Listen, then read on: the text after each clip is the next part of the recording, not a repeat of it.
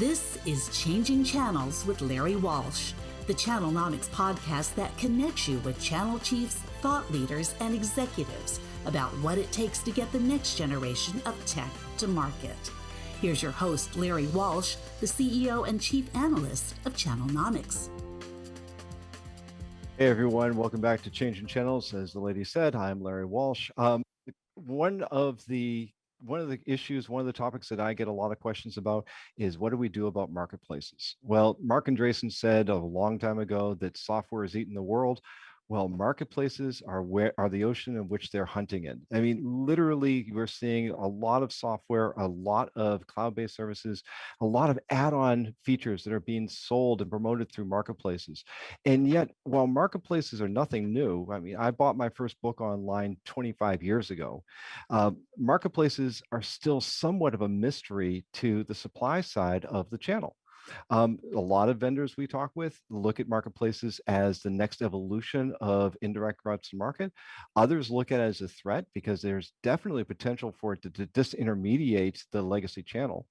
And then there's a lot of, well, what do we do with it? Is a marketplace an adjunct to our existing channels? Is it a replacement? Is it something that we need to do learn and do things differently with? Well, we wanted to bring somebody who is actually running a marketplace onto Changing Channels to talk to us about not just what the evolution of marketplaces are, but also what it does in terms of maintaining continuity with what we have in our existing channels. And so joining us today is our old friend, Renee Bergeron. And I don't mean to say too old, Renee. She is the senior. I say that because Renee and I have known each other for a long time, and it seems like many lives. But Renee is the Senior Vice President and General Manager at AppSmart, which is one of the leaders in applying this new model in a channel context for technology products and services. So Renee, welcome to Changing Channels. Thank you, Larry. I like better long-term friends than old friends, right? How about close and dear friends? Perfect. Yes. So Renee, you've been at AppSmart for about a year. You and I got to know each other when you were at Ingram Micro running their cloud program, Ingram Micro Cloud. But you've been at AppSmart for about a year. Take a minute. Tell us a bit about AppSmart for those who don't know what it is. What's AppSmart all about, and what makes it different from what we consider to be a indirect route to market? Yeah, so our mission at AppSmart is to make technology universally accessible to all businesses. And so that's our starting point. And we do this through technology advisors. And we understand that technology advisors today need help when it comes to the solutions they're proposing to their customers. And we know also that technology advisors are being asked by their end customer to be an end-to-end providers. End customer no longer want, technology advisors that focus only on specific areas of technology. They want a broad spectrum. And that's the problem that we solve at AppSmart. And we solve this via technology, an e-commerce marketplace, but also via the expertise, because it's not just about the technology, it's about the marriage of technology and expertise coming together. Well, that's an interesting concept because most of us think of a marketplace as something that's automated, something that's self-service, that we shifted the burden of product consideration from a salesperson or a push selling motion to more of the burden is entirely on the customer to find the product, identify the product that they need, and then go through the entire purchasing process on their own. So what is AppSmart different? What is this advising model all about? Look, I think that you've got a full spectrum when we're talking about, online commerce. At one end of the spectrum, you have the sales of simple solutions, right? SKUs, literally SKUs, right? So you were talking about your first book 25 years ago.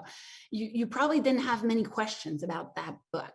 The site could provide you all the information you needed to make your decision and to place your purchase order. That's one end of the spectrum.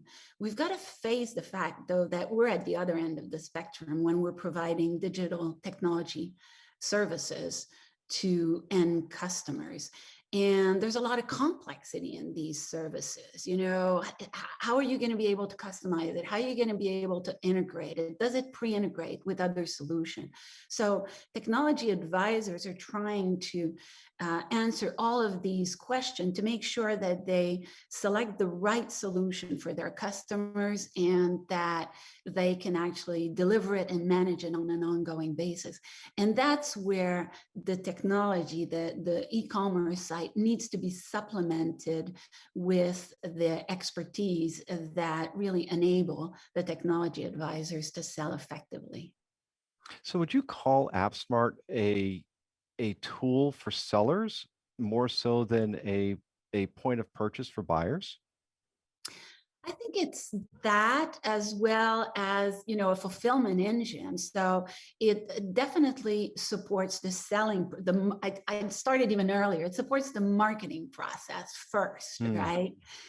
Because I think one of the studies you did 2 years ago demonstrated that a lot of channel partners and technology advisors had very limited marketing skills within their own organization.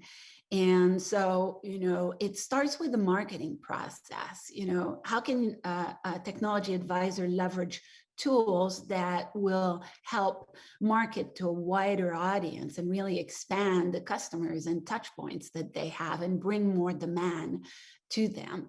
So there's marketing aspects of it. Then it's the selling process, and the platform absolutely supports the selling process in an automated way, so full self-service, as well as online live chats during that self-service experience. So an advisor can basically get, any further details and information they need in the process, and then supporting it through the implementation process as well.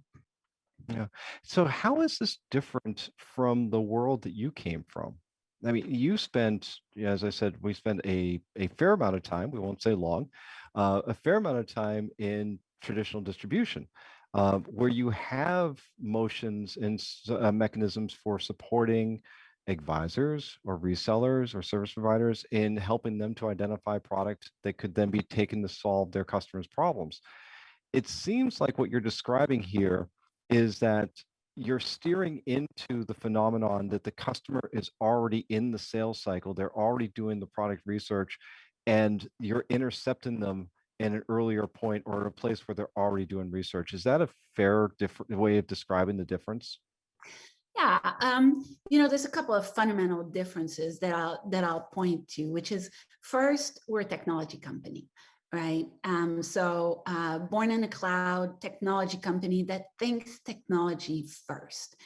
And so I think that presents a set of solutions, and it's reflected in the functionality and the platform and the experience that we deliver to advisors. Second, I think we think broadly in terms of digital technology services. And let me kind of double click on that. So it's not just software and infrastructure. Our technology advisors have end customers that need an end-to-end solution. That end-to-end solution may include telecommunication services, right? So today, for technology advisors that would want to bring an end-to-end solution to their end customer that included telecommunication services, they basically got to work through multiple supply chain, right? They have to work to a supply chain on the software and the infrastructure side, and they have to work through a different supply chain for the telecommunication services.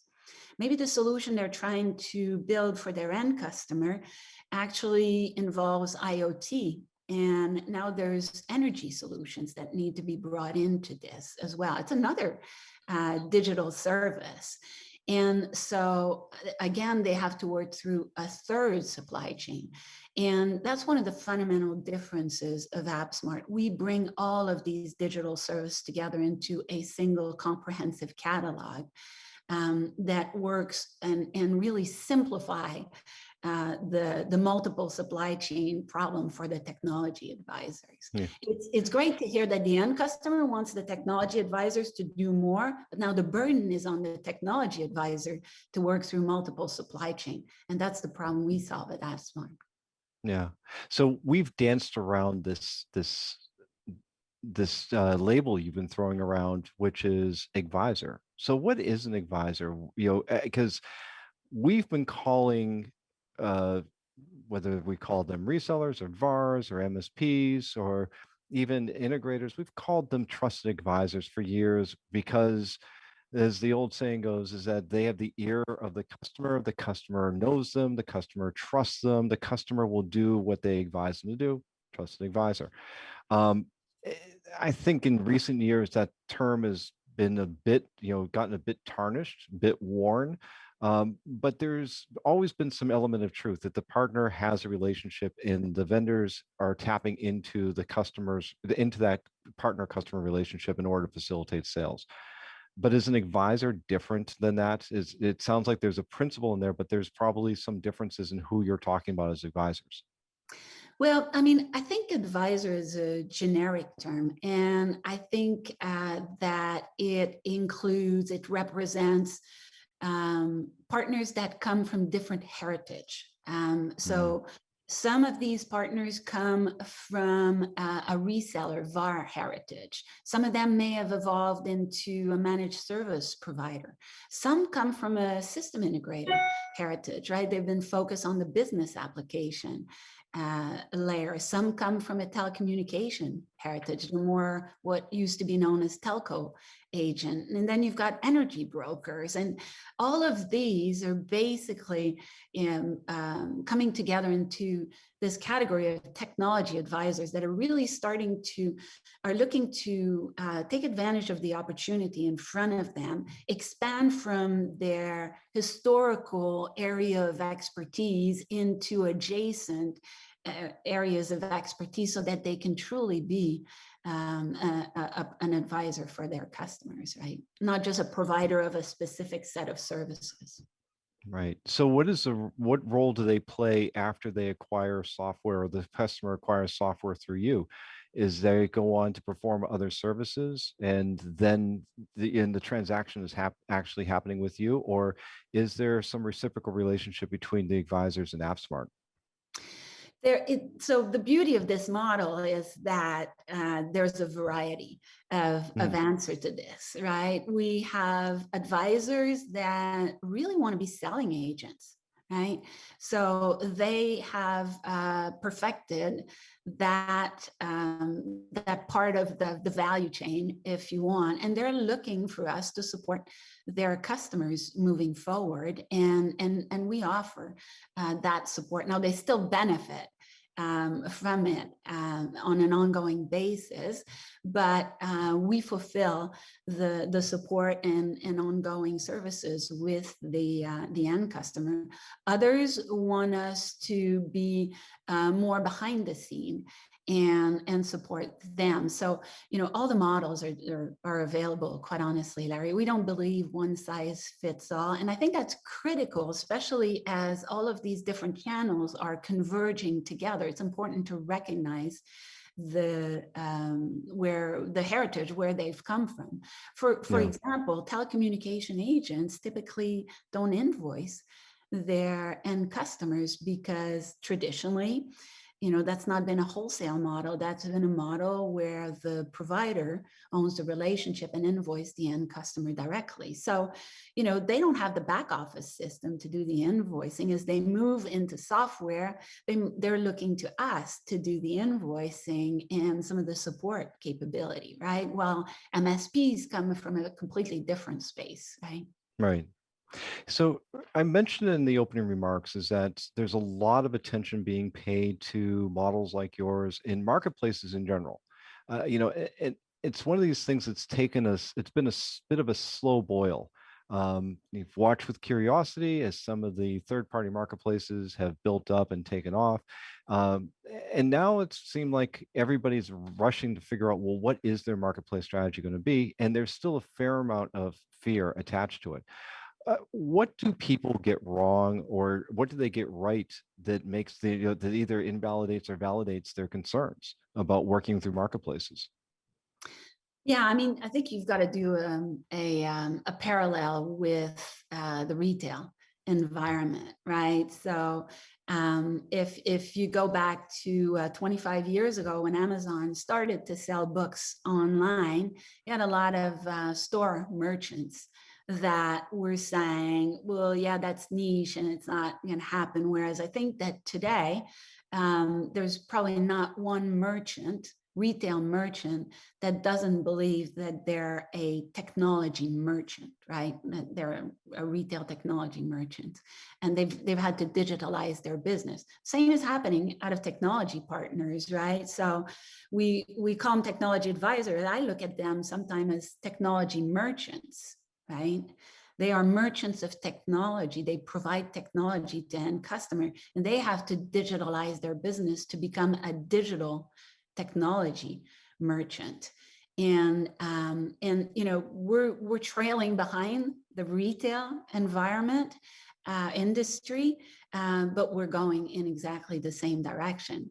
And I think that the events of the past 14 months, the pandemic, has only accelerated that. I know we've certainly seen that in our business, and I'm sure that that's a phenomenon that has existed throughout our industry in the past year, right? That sounds terrible. I didn't know there was a pandemic. I'm gonna write that down. No, I do. I tend to agree with you though, is that that we did learn a lot from the pandemic, that we could get everything from enterprise software to groceries, without putting, changing out of our pajamas and leaving our couch, right?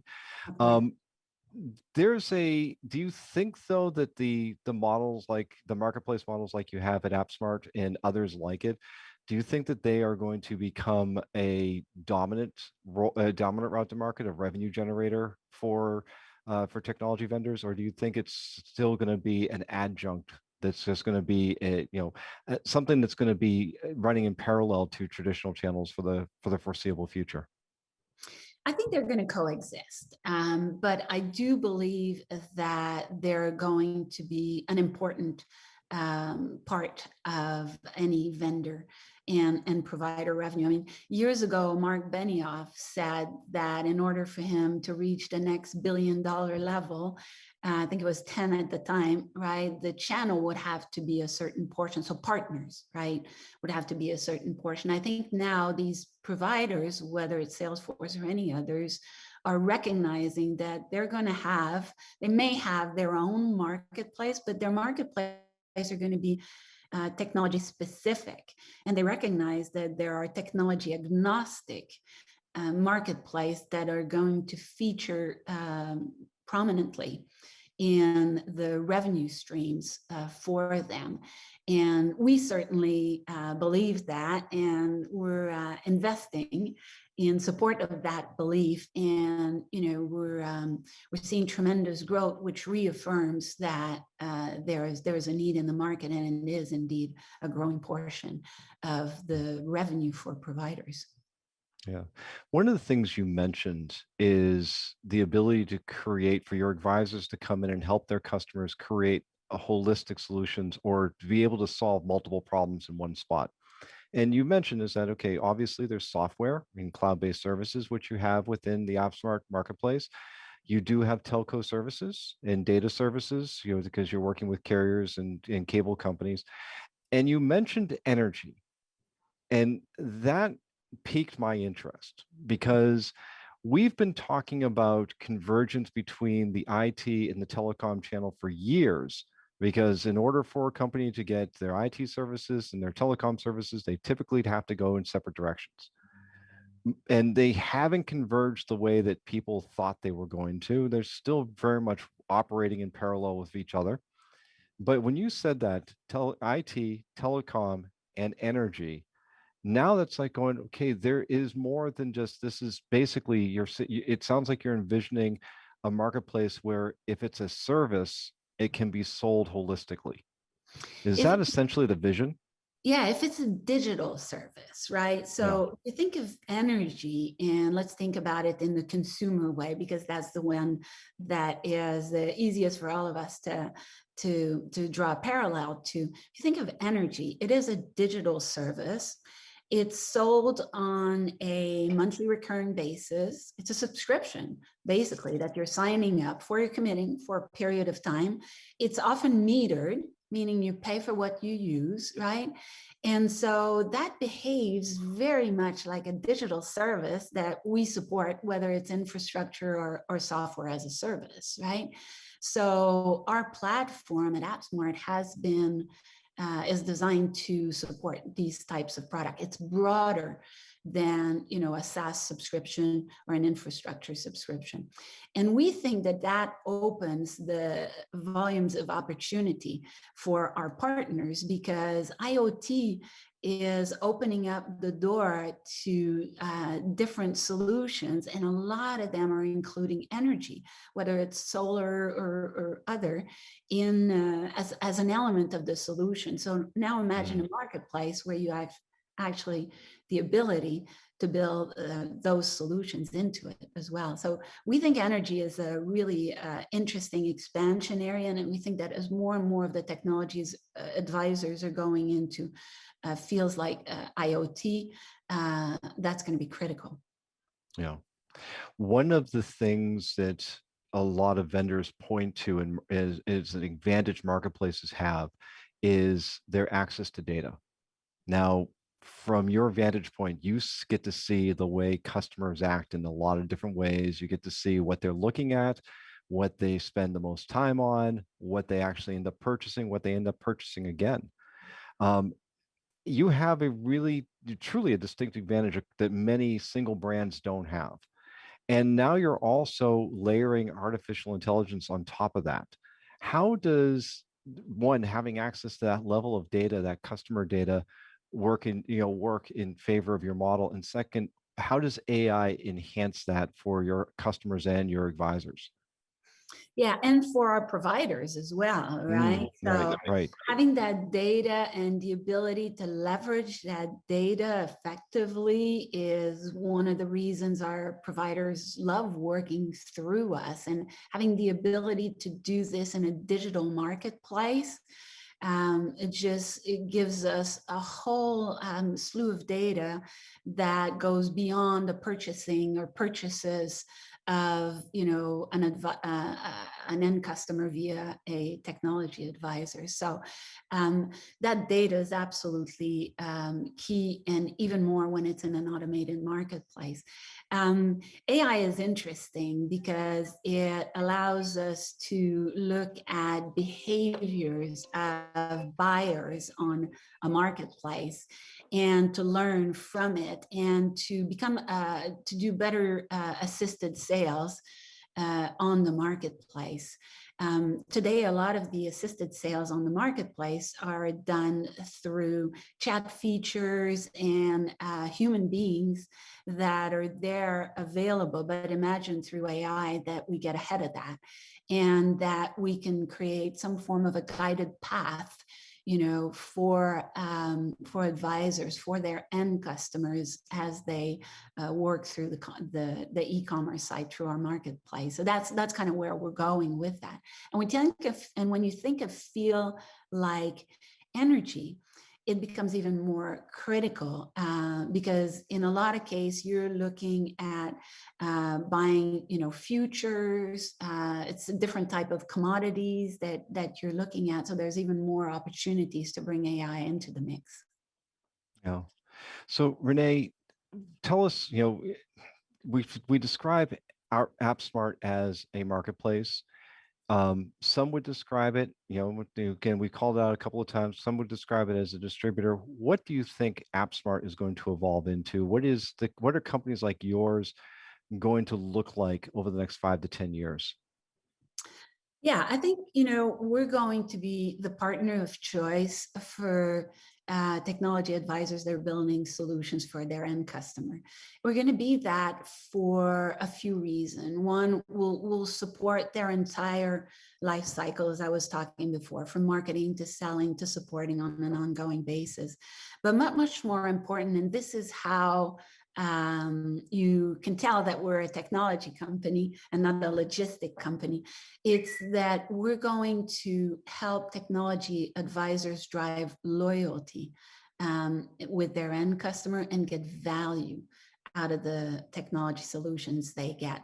And the best way to illustrate that is really with your with the iPhone, right?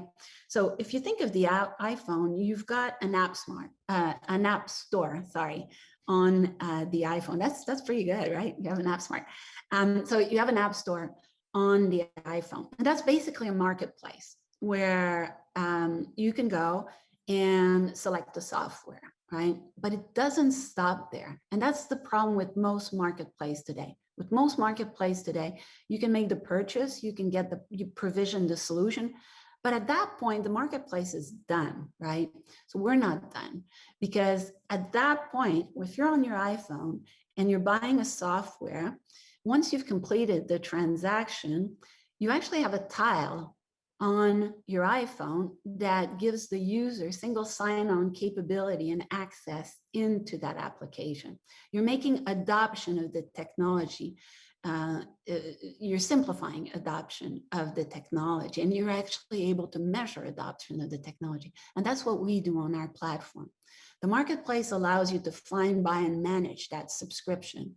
But once that subscription is up and running, it's a tile on the workspace of the end customer, and it gives them single sign-on to any of their employees.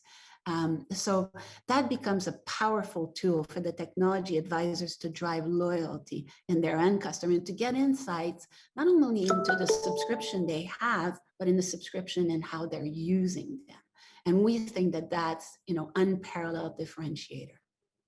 That's fantastic. Renee, I'm going to check in with you again a few more times over the next, I'm sure it would be a few more years of this rolling out. But suffice to say that the marketplaces are not a fad. They are here. They are the part of the future of our go-to-markets. And as I said before, we hear it from vendors every day. What do we know about it? And it sounds like you have discovered a place where you're already unlocking that secret. So Renee Bergeron, the Senior Vice President and General Manager at AppSmart, thanks for joining us here on Changing Channels. Thank you, Larry. And everyone, thank you again for listening in to us. If you like what you heard today, please subscribe to Changing Channels on YouTube or on any of the podcast services. We're available on iTunes, Spotify, Google Play, wherever you get your podcasts. Please share this with your friends. And if you have any suggestions, if there's anything you want us to talk about, any people you want us to have on, shoot me an email, lmwalsh@channelnomics.com, and we'll get it done for you. Until then, keep changing your channels. Thank you for joining Changing Channels with Larry Walsh, a production of Channelnomics, with the support of our production team at Modern Podcasting. If you've enjoyed today's episode, hit the like button, subscribe wherever you get your podcasts, and share with your friends. For more information about Channelnomics services and insights, follow us on Twitter and YouTube, and check out our website at channelnomics.com. Channelnomics is a registered trademark of, and Changing Channels is copyright by 2112 Enterprises, LLC.